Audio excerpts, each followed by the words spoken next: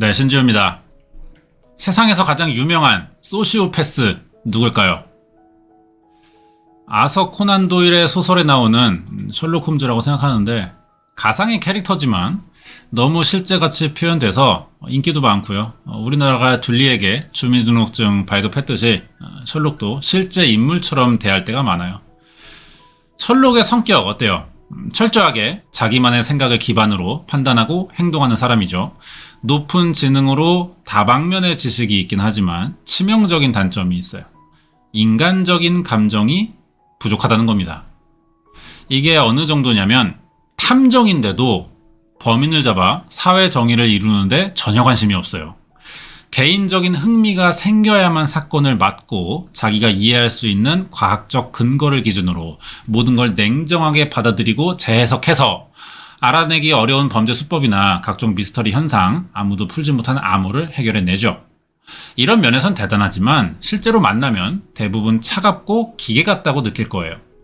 사람의 감정도 셜록은 예측 가능한 변수고 분석 가능한 데이터쯤으로 생각하거든요. 그래서 셜록에겐 옳고 그름이란 개념이 없죠. 모든 걸 사실이냐 아니냐, 맞냐 틀리냐로만 받아들이기 때문에 도덕적인 기준을 약간 넘어서라도 자기 목적을 이루는 그런 장면들이 꽤 나옵니다. 이것도 이성이 극도로 발현되다 보니까 가능한 행동일 거예요. 사실 셜록이 이렇지만 또 감성적일 때가 있긴 하거든요. 여자친구가 등장하는 에피소드에서 잠깐 표현이 되는데 이런 인간이지만 감성이 분명히 있다는 거죠. 그러니까 셜록으로 알 수 있는 건 누구나 인간이라면 이성과 감성을 가지고 있지만 이성적인 순간엔 감성이 사라지고 감성적인 순간엔 이성적이지 못하게 된다는 거예요. 이성적 사고가 너무 강해지면 인간적인 감정이 사라지면서 사람을 이해하기 어려워집니다. 셜록 같은 고기능 소시오패스야 이런 문제도 자기 지능으로 해결해 가면서 살지만 보통 사람이 이런 성향을 가지면 사회생활은 아무래도 좀 어렵겠죠. 그래서 소시오패스를 일종의 정신장애라고 하는 건데 여기까지는 다 동의할 거예요. 그러면 이제 셜록처럼 철저하게 이성에 기댄 설명을 한번 해볼 건데요.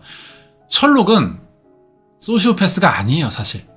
그럴 수밖에 없죠. 왜냐하면 애초에 이 용어 자체가 존재하지 않거든요. 사이코패스와의 미묘한 차이를 설명하기 위해 잠깐 사용되다가 경계가 모호하다는 걸 알게 되면서 1950년대에 사라졌고요.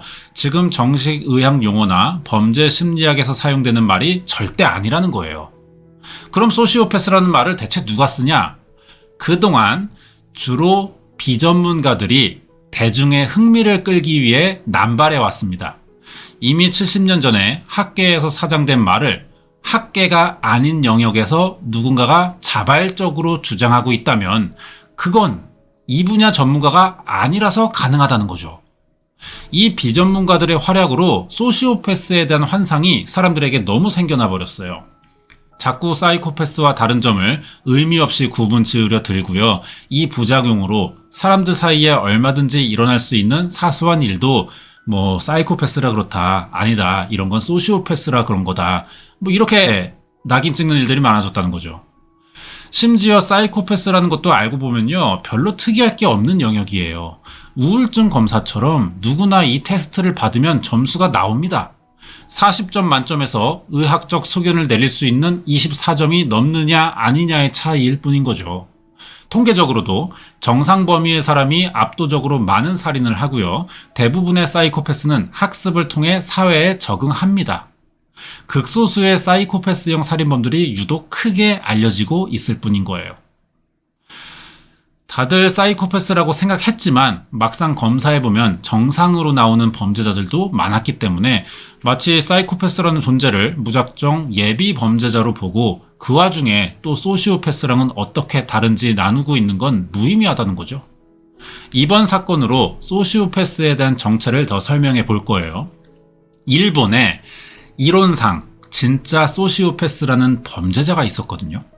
우리가 아는 사이코패스와 얼마나 다른 면이 있길래 왜 이 사람을 진짜 소시오패스라고 하는지 비교하면서 보면 좋을 것 같습니다. 자세한 내용이 궁금하시면 구독과 좋아요 눌러주세요. 1994년 11월 3일 여기는 일본의 요코하마고요. 표시된 부분이 게이힌 운하라고 합니다. 무역을 많이 하는 장소인 거죠. 항구도 있고. 여기서 비닐봉투에 쌓여 버려진 여성 시신이 발견됐어요. 비닐봉투는 로프에 다시 묶여 있었고요. 안에는 덤벨을 넣었어요. 아령을. 그래서 물에 뜨지 않게 해뒀거든요. 시신이 발견되지 않게 최선을 다했다는 점에서 범인은 피해자와 아는 사이일 가능성이 좀 높아 보이죠. 그럼 이렇게 꼼꼼하게 숨긴 시신이 어떻게 발견된 거냐? 시신이 부패하면서 비닐 안에 가스가 찬 거예요. 그래서 부력이 발생해 물에 떠오른 거죠. 아마 범인은 여기까지 예상하지 못했던 것 같아요. 피해자는 30, 40대 정도의 여성이었고요. 목에는 로프에 졸린 흔적이 남아 있었어요. 사인은 경부 압박에 의한 질식이었습니다. 이걸로 사건은 우연한 사고가 아니라 분명한 의도를 드러낸 살인이게 되는 거죠. 자, 그런데 이 사건 4일 만인 11월 7일 같은 장소에서 이번엔 여자 아이 시신이 발견됐고요. 다시 5일 뒤엔 남자 아이가 죽은 채 발견된 거예요. 둘 다 첫 사건처럼 목이 졸려 있었고 발이 깨끗했다는 거죠. 시신이 옮겨졌다는 이야기예요, 이건. 한 명은 30대 이상의 여자, 그리고 2명이 아이라는 건 이 셋은 가족일 가능성이 높아요. 잠옷 차림으로 발견되기도 했기 때문에 누군가 이 가족의 집에 침입해서 사건을 저지르고 자기가 잘 아는 장소에 유기했을 경우를 한번 생각해 봐야 됩니다. 사건이 알려지자 뉴스가 크게 나왔고요. 지역 경찰은 시신이 부둣가에서 발견됐기 때문에 해상경찰과의 합동수사본부를 열었어요. 신원 확인해 보니까 성인 여성은 4일 전 실종자로 등록돼 있던 31살의 노모토 에이코로 밝혀졌고요. 2살, 1살인 아이들은 예상대로 자식이었는데요. 범인이 성인 여성의 신원을 감추는 데 꽤 신경 썼고 다른 피해자들은 자식이라는 점에서 어쩔 수 없이 남편을 의심해 보는 게 첫 순서가 될 겁니다. 이 사람이 바로 남편이자 아이들 아빠인 노모토 이와오라고 하는데요. 경찰이 만나보니까 에이코가 발견되기 4일 전 퇴근하고 집에 와보니 가족이 없었다는 거예요. 평소 아내는 친정의 아이들을 자주 데려갔기 때문에 이번에도 그런 줄 알았는데 며칠이 지나도 오지 않자 전화해보니까 온 적은 없다고 해서 실종신고를 했다는 거죠. 진술은 일단 그럴듯해 보이거든요. 하지만 자세히 따져보면 이상한 점이 있어요. 왜냐? 가족은 맨발로 발견됐고 신발은 집에 그대로 남아있었거든요. 가족이 잠옷 차림에 맨발로 사라졌는데 며칠이 지나서 찾았다는 건 둘 중 하나예요. 아내와 사이가 나빠서 크게 관심이 없었거나 범인이라는 거죠. 결국 가정 불화로 저지른 이와오의 범행을 의심해 볼 수밖에 없는 상황이에요. 경찰도 이 점을 집중적으로 수사해 봤습니다. 평소 가족 문제나 10월 29일에 무슨 일이 있었는지만 확인하면 사건은 금방 해결될 것 같은데요. 게이힌 운하에서 발견된 새 모자, 왜 죽어야만 했고 범인은 남편이자 아빠인 이와오가 맞을지 계속 알아볼게요. 유력 용의자로 의심받은 이와오는 29살의 의사입니다. 그것도 종합병원의 내과 부장이에요. 나이에 비해 직책이 높아요. 그만큼 유능하다는 뜻인데 성장 배경을 좀 알아보자면은 평범한 농부 집안에서 둘째로 태어났거든요. 조건이 좋진 않죠. 장남도 아니고 집안도 잘 사는 게 아니라 가족 도움을 전혀 받을 수가 없었는데 스스로 공부해서 학교 다닐 때 항상 최상위권 성적이었고요. 의사까지 됐다는 거죠. 이와오는 명문이라는 스쿠바 대학의 의학부를 들어갔어요.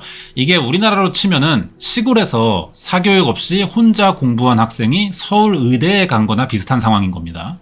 이런 사람을 천재라고 하는 거겠죠. 그러면 젊은 나이에 성공한 의사인 이와오의 성격은 어떠냐?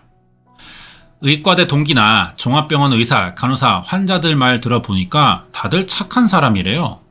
다들 맡은 일 잘하고 성실하고 환자들도 잘 돌봐준다고 했는데 어린 나이에 부서 과장까지 할 정도면 내부 평가가 분명히 좋은 사람이라는 거죠.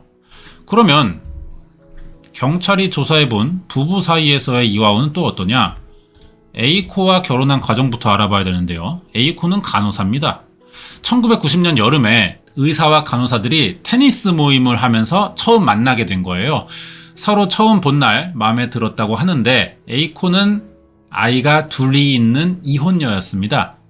그런데도 동거를 시작했다는 거죠. 이게 쉽지 않은 결정이잖아요. 어떻게 가능했냐? 에이코가 아이들을 전 남편에게 보내면서 같이 살았다는 거죠. 보통이면 의사인 자식이 애 낳은 이혼녀와 같이 사는 걸 허락할 리는 거의 없을 거예요. 그리고 이와오도 이제 25이라 쉽지 않은 선택이었을 텐데 왜 이렇게 과감할 수가 있었냐는 거죠. 이와오는 이런 게 중요하지 않았어요. 서로 마음만 맞으면 충분하다 이런 건 아니고 여자면 상관없는 사람이었거든요. 이와오가 이미 만나던 여자들이 꽤 많았어요. 8명을 동시에 만났고요. 이때 에이코는 세 번째였습니다. 에이코도 가볍게 잠깐 만나려고 했던 건데 에이코의 생각이 달라요. 재혼 상대로 생각했다는 거죠. 그래서 동거가 시작된 거고요. 이와오는 다른 여자들을 그러면서 계속 만나고 다닌 거예요. 아마 이와오의 여성 편력이 좀 둘 사이에 문제가 시작된 이유지 않나 생각되는데 에이코도 뭐 이와오의 바람길을 잘 압니다. 그래서 결혼하기 위해 결단을 하나 내려요. 임신을 해버리는 거예요. 아이가 생기면 이와오가 자기에게 집중해줄 수 있고 결혼도 하면서 안정적으로 살 수 있겠다고 생각한 거죠. 근데 이게 서로 상의해서 한 임신이 아니라는 거죠. 이와오에게 문제가 많아 보이지만 자기는 지금의 생활을 포기할 생각은 없었고요. 갑자기 아이가 생겼다니까 에이코를 강제로 병원에 데려가서 중절 수술을 시켜버렸어요. 직업이 의사인 사람인데 아무리 계획에 없던 일이라지만 고민도 없이 자기 아내를 중절 수술시킬 수 있다는 건 주변 평가가 좋긴 해도 확실히 평범한 사람으로는 좀 볼 수 없는 부분인 거죠. 수술한 날 이와오는 에이코와 헤어지려고 했어요. 그런데 에이코는 놔줄 생각이 전혀 없는 겁니다. 이렇게 서로를 방치한 상태로 동거가 계속 이어졌어요. 그러다 1991년 1월 에이코는 또 아이를 가집니다. 에이코는 결혼 이야기를 꺼내면 또 수술시킬까봐 결혼하지 않아도 되니까 낳게만 해달라고 이야기했어요. 사실은 아이를 직접 보면은 이와오도 생각이 또 달라질지 모르니까 일단 낳고 보자는 생각이었던 것 같거든요. 그렇게 태어난 게 게이인 운하에서 두 번째로 발견된 첫 딸이었습니다. 에이코의 작전은 의외로 통했어요. 이와오가 아이 낳은 거 보더니 갑자기 먼저 결혼하자고 하는 겁니다. 그런데 한 달 만에 이와오는 또 병원에 새로 들어온 간호사를 만나기 시작했죠. 하지만 9개월 만에 아내에게 들키면서 그만뒀고요. 사실 뭐 그렇다고 이와오가 아내가 하지 말란다고 안 할 사람은 또 아니거든요. 그럼 에이코의 말을 이번엔 왜 들었냐? 두 번째 아이가 생긴 거예요. 이때 에이코가 3개월 정도 병원에 입원했는데 이게 유일하게 이와오가 남편다운 노릇을 하던 시기라고 하죠. 이와오는 그리고 또 여자를 만나기 시작했어요. 이게 병인가 싶은데 왜 자꾸 이러느냐? 자기는 원래 33살까지 마음대로 여자들을 만나면서 살 생각이었고 결혼은 그 뒤에나 고민해 보려고 했는데 예전과 다르게 에이코를 만나면서 자기도 모르게 자꾸 가정생활을 하게 됐다는 거죠. 자기가 가진 사회적 지위와 돈을 이용해서 계속 여자들 바꿔가면서 만날 생각이었고 그동안 다들 뭐 그러다가 적당한 거리를 두면 금방 헤어졌는데 에이코가 그런 사람이 아니었던 거예요. 이렇게 동거하는 3년 내내 싸움이 계속됐습니다. 여기는 이와오가 일하던 병원이에요. 이제 숨기지도 않으면서 대놓고 여자들을 만나기 시작하는데 1994년 3월 같이 일하는 병원에 25살인 간호사가 마음에 들었어요. 그런데 어느 날 이 간호사가 먼저 이와오에게 말을 꺼내더니 고민 상담을 해달라는 겁니다. 무슨 고민이냐? 같은 이 병원에 지금 사귀는 의사가 있는데 다른 간호사랑 바람을 피고 있다는 거예요. 이게 이와오 얘기를 돌려서 하는 게 아니라 다른 의사 이야기거든요. 이 얘기를 들은 이와오는 이런 점을 이용해서 고민 상담하는 간호사와 그 의사, 남자친구가 되는 거죠. 이간질하더니 자기는 곧 에이코와 헤어질 예정이라면서 자기랑 사귀자는 거예요. 그래서 만납니다. 이게 사건 2달 전 일인데 에이코도 알았어요 또 결국. 그러면서 더 이상 남편의 바람길을 막을 수는 없다고 생각했는지 대신에 다른 여자 만나는 거 좋으니까 3가지 약속만은 지켜달라고 했거든요. 첫 번째는 절대로 외박하지 않는다. 두 번째는 주말마다 가족과 함께한다. 세 번째는 자기와 아이를 가족처럼 대해달라는 평범한 내용이에요. 이 정도면 A코는 정말 많이 양보한 거죠. 하지만 이화우는 3주 만에 약속을 깨고 새로 생긴 간호사 여자친구를 만나느라 집에 들어오지 않습니다. 여기에 화난 A코는 갑자기 그렇게 하지 않으려고 했던 이혼을 해줄 테니 그 간호사를 한 번만 만나게 해달라는 거예요. 그래서 이화우가 잘됐다 싶어 만나게 해줬죠. A코는 이 간호사에게 무슨 말을 했냐? 자기는 원래 이혼할 생각 없는데 만약 그거 원하면 위자료로 1억, 양육비로 월 100만 엔을 달라고 했어요.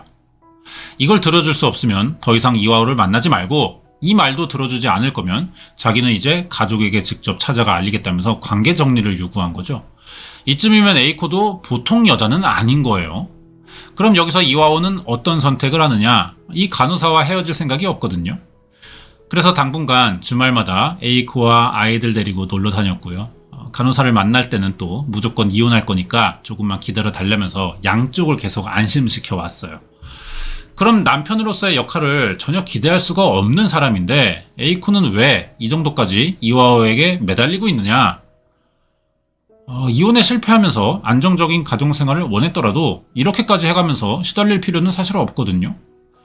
결국 사망했으니까 자세한 이유는 모르겠지만 아마 재산을 보고 동거를 시작했을 가능성이 좀 있어 보여요. 이게 아니면 몰래 임신까지 해가면서 바람피는 남자 옆에 있을 이유가 없는 거죠. 이 당시 종합병원 부장이었던 이화우의 연봉이 1,300만 엔쯤 됐거든요. 바람기가 소문나면서 병원을 여러 번 옮겨 다니느라 항상 부장으로 일한 건 아니지만 평균적으로 그래도 월 100만 엔 이상은 벌었다는 이야기예요. 90년대에 이 정도면 잘 사는 가정을 유지할 수 있었을 텐데, 근데 이 사람은 A코에게 생활비도 제대로 준 적이 없어요. 정확히는 줄 수가 없었던 걸로 보이거든요. 처음에는 40만 엔씩 매달 줬대요. 하지만 대출받고 부동산에 투자하면서 매달 내야 할 이자가 많았고 수시로 여자들을 또 받고 만나다 보니까 모아둔 돈을 다 썼던 거죠. 이 와중에 문제의 그 간호사에겐 집까지 사주면서 빚이 꽤 있던 거예요.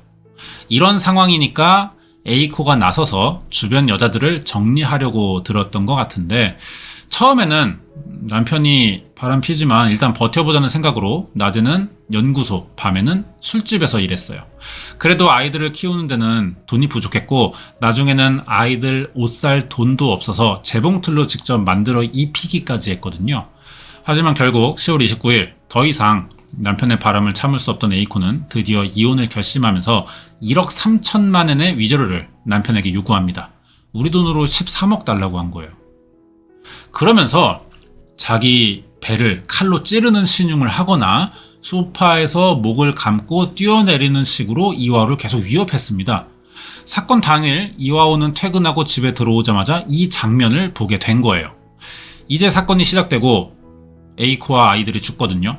문제는 어떻게 죽냐는 건데 여기까지만 보면 둘 중 하나입니다.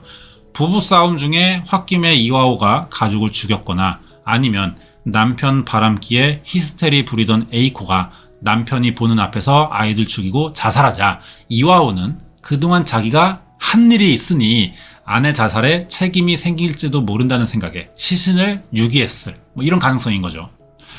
자, 이제 사건의 범인 누구일지 계속 이어서 알아보도록 하겠습니다. 경찰이 수사를 시작할 때부터 이화우 손에는 상처가 있었어요. 의사는 일하면서 손을 다칠 일이 없습니다. 일상생활에서 다칠 수는 있겠지만 직업상 수술을 하니까 세균 감염 문제 때문에 평소 손 관리를 철저히 해야 되거든요. 다른 사람이라면 모르겠지만 의사기 때문에 손에 난 상처는 더 의심스러울 수밖에 없죠. 이화우는 이걸 기르던 개에게 물렸다고 대답했거든요. 그런데 이 대답이 너무 머뭇거렸고요. 둘러대는 느낌이 좀 들었어요. 이화우는 계속 의심받을 수밖에 없었고 경찰은 차를 추적하는 N 시스템으로 이화우의 차 이동 경로를 확인해 봤습니다. 그러자 이화우의 차가 10월 31일 새벽에 시신들이 발견된 개이힌 운하로 이동했던 거예요. 이 사실은 이화우가 살인을 저지르지 않았더라도 최소한 가족의 시신은 유기했다는 유력한 증거고요.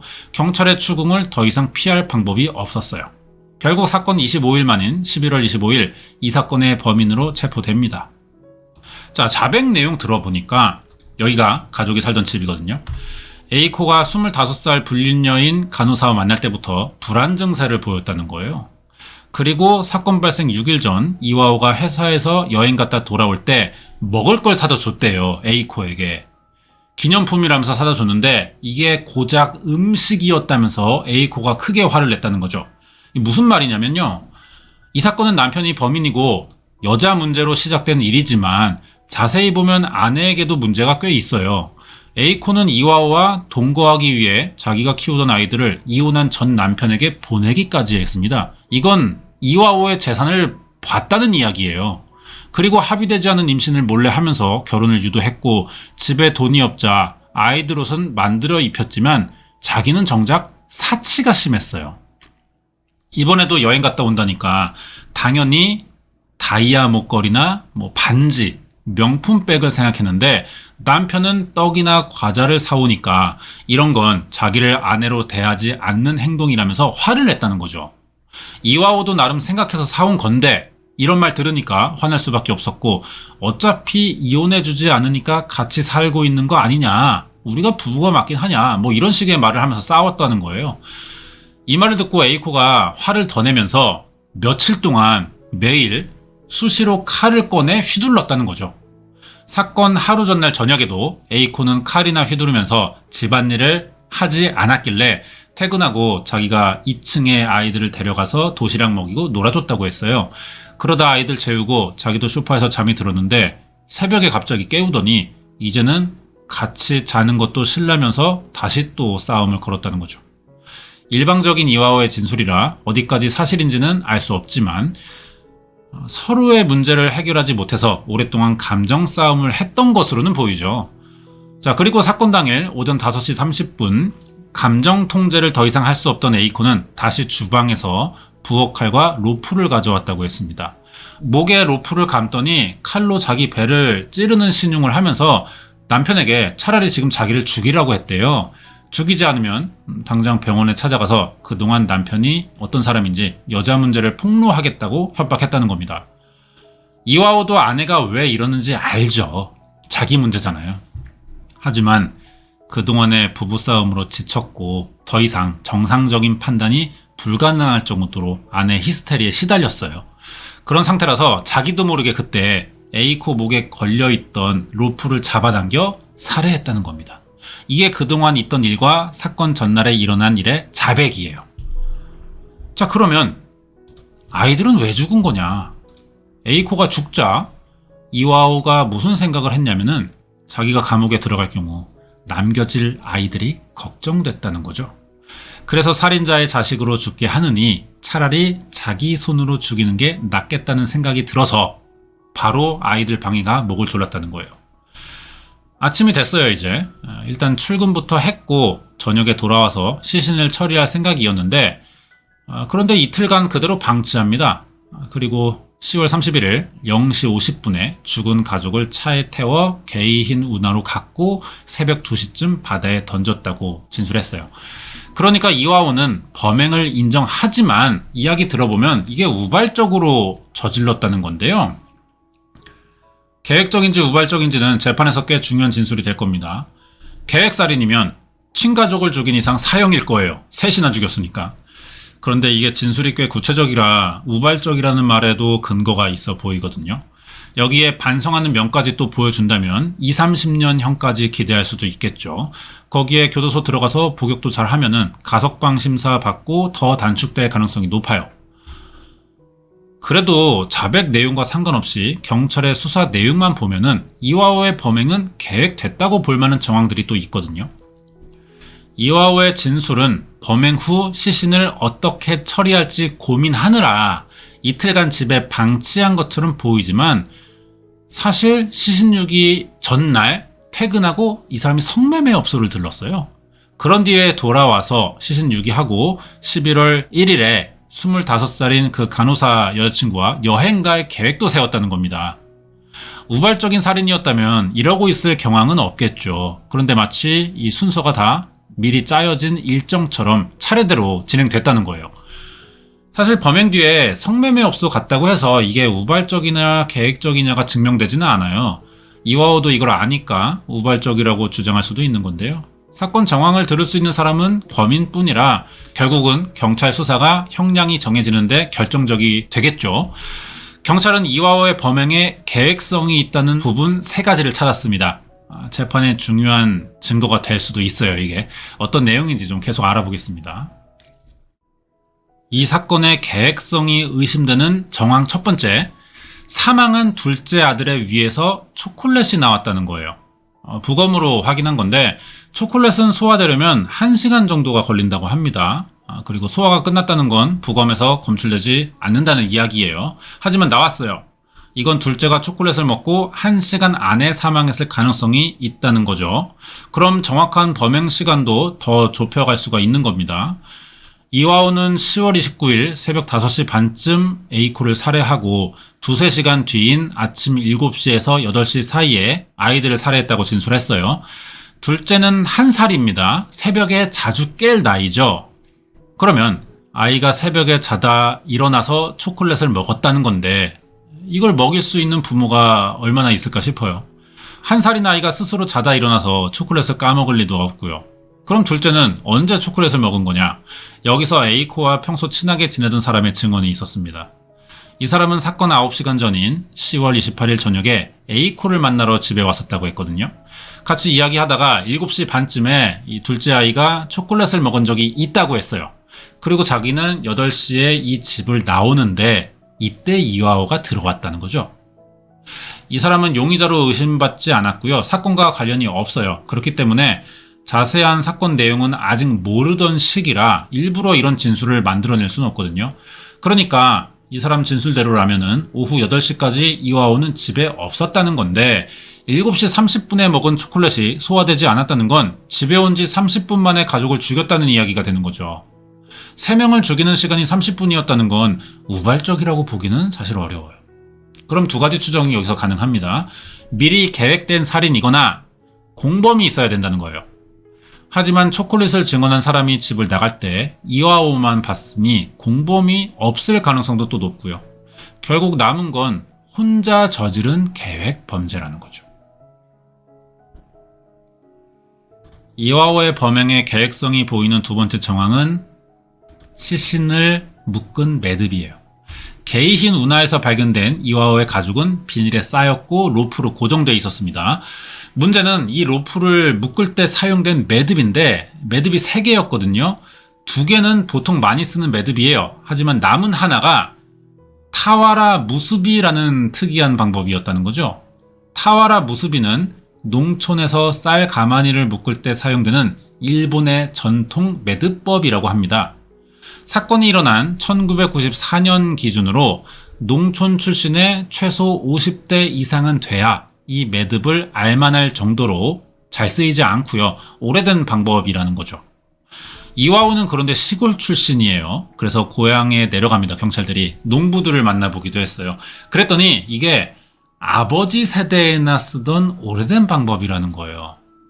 몇 명은 아는 방법이라면서 직접 묶어서 보여주기도 했는데 마침 지나가던 노인이 틀렸다면서 고쳐줄 정도로 이게 잘 전해지지도 않는 방법이었다는 거죠. 그럼 이화호가 29살인데 이 방법을 아는지 이게 또 중요한데요. 현장 검증 해봤어요. 그랬더니 일반 매듭을 사용하는 겁니다.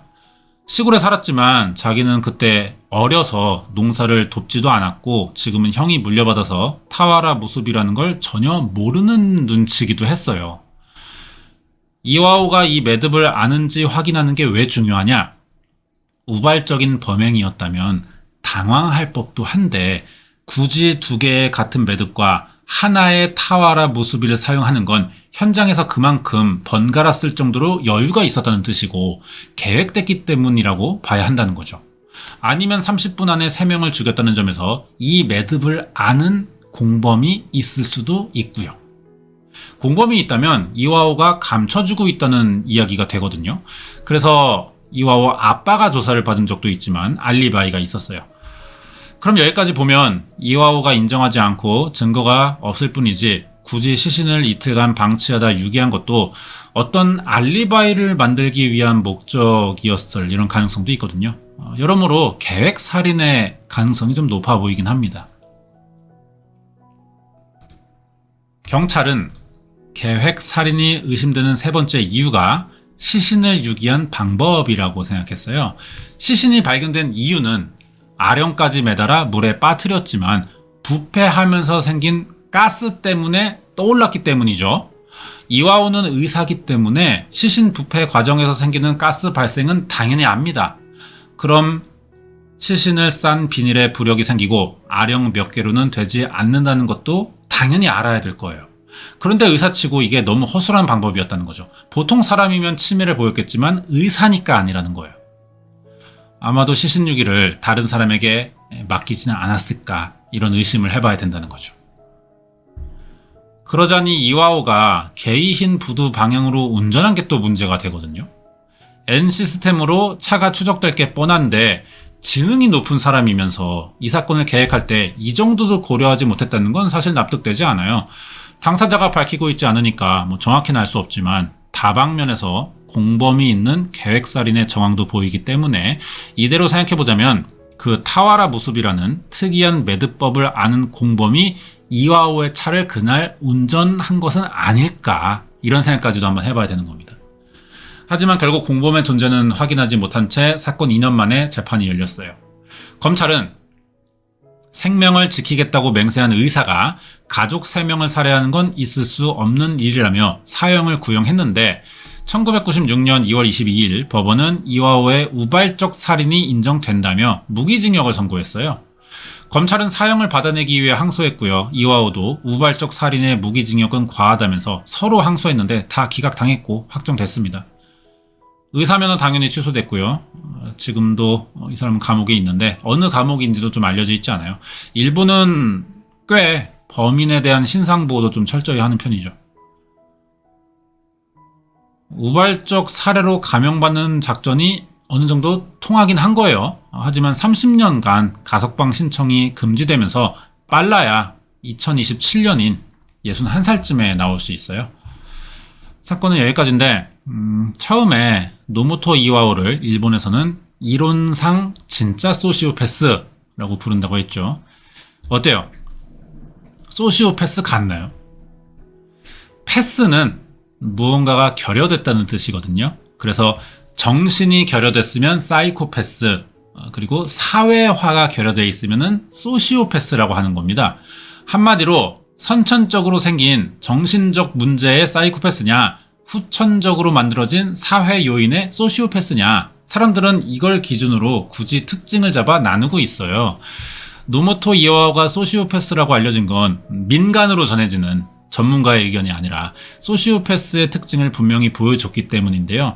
하지만 여성을 통한 쾌락에 집착하고 약속을 지키는 끈기나 책임감이 없는 면을 보면 이건 또 사이코패스에 가깝기도 하거든요. 경계가 모호하다는 겁니다. 거기에 사이코패스라고 해서 다 똑같은 성격을 보이고 소시오패스라고 해서 다 비슷한 것도 아니에요. 그래서 이거를 마치 스펙트럼 장애처럼 각각 다른 방식으로 나타나고 정도의 차이가 있는 하나의 큰 범위로 봐야지 세분화해가면서 차이를 두는 거는 사실 큰 의미가 없다고 생각하거든요. 범죄자를 분석할 수는 있어요. 하지만 캐릭터를 부여하지는 말자는 겁니다. 그러면 이게 하나의 좀 범죄자를 분류하는 오락으로 변할 수가 있게 되거든요. 준비한 내용 여기까지고요. 뒤에 관련된 이야기가 좀 남아 있습니다. 자, 이번 영상은 1994년 일본에서 일어난 이론상 진짜 소시오패스 노모토 이와오의 가족살해 사건 파일이었습니다. 네, 사건이 꽤 길었죠. 우발적이냐 계획적이냐 이걸 알아보는 게 형량을 정하는 데 중요한 부분이었기 때문에 분명히 좀 밝혀지진 않아서 좀 아쉽지만 재판은 정황상 계획성이 좀 의심되지만 증거가 없으니까 법리상 계획적 범죄라고 볼 수는 없었고요. 그러면서도 검찰의 기소 내용은 좀 타당하다고 판단했을 거예요. 그러니까 절충안으로 30년간 가석방 없는 무기징역을 선고한 게 아닌가 좀 이렇게 생각됩니다. 네, 관련된 이야기를 이제 할 차례인데 노모토 이와오가 재판받을 때 대학 친구들과 일하는 병원의 직원 환자들이 나서서 착한 사람이니까 최대한 감형시켜달라는 탄원서가 3,000건이나 법원에 제출됐어요. 가족을 죽인 사람인 걸 알면서도 편드는 사람이 3,000명이나 된다는 건 이와오가 그만큼 대외적인 활동, 사람 관계를 잘 해왔고 가족을 대하던 것과는 다르게 병원에서는 괜찮은 사람이었다는 거예요. 일에 관련된 사람과 가족을 철저히 분리했다는 이야기겠죠. 이런 태도를 일관되게 계속 유지하는 건 일반 사람의 정신 상태로는 사실 좀 어려운 이야기 같아요. 이런 면이 두드러지다 보니까 사람들이 소시오패스이진 않나 이렇게 생각했던 것 같은데 사이코패스들도 뭐 비슷합니다. 자기 정체 숨기고 연기하면서 상대방을 통해 이득을 얻어내려고 하죠. 에이코의 이야기를 좀 더 알아보자면은 도쿄 출신이고요. 대학 들어가면서 아르바이트 하던 중에 이혼한 전 남편을 만났어요. 둘 다 대학교 다닐 때 결혼했던 거죠. 그리고 아이가 생기자 남편이 학교 그만두면서 메밀 가게를 열었습니다. 그리고 둘째도 낳았는데 이게 장사가 잘 안 되면서 문을 닫았고요. 이때부터 경제적인 문제로 싸우다가 이혼을 했던 거예요. 그 뒤로 에이코는 간호사가 되려고 병원에서 아르바이트 하다가 병원 관계자들이 여는 테니스 모임에 가서 이와오를 만났던 거죠. 여기서 에이코의 의도도 충분히 드러났다고 생각되는데요. 전 남편과의 경제적인 문제로 이혼해놓고 만난 지 4개월 된 의사와 동거한다면서 경제적인 능력이 없다는 그 전 남편에게 자기 아이들을 보낸다는 건 처음부터 재산을 보고 접근했을 가능성이 좀 있는 것 같아요. 하지만 경제적인 문제는 이와오와도 똑같이 생겼죠. 남편이 생활비를 주지 않아 술집에서 아르바이트하며 아이들을 키웠다는 이야기만 들었을 때는 누구나 에이코 편을 들을 거예요. 하지만 사실은 생활비를 주지 않은 게 아니라 만족할 만큼 줄 수가 없던 건 아닐지 이와오가 이런 것도 한번 생각을 해봐야 된다는 거죠. 그렇다고 이와오가 잘했다 면죄부가 생기는 건 아니에요. 에이코가 바람둥이 남편에게 죽은 피해자는 맞지만 처음부터 좋은 의도를 가진 엄마와 아내도 아니긴 했다는 거죠. 이 점도 분명히 해야 될 겁니다.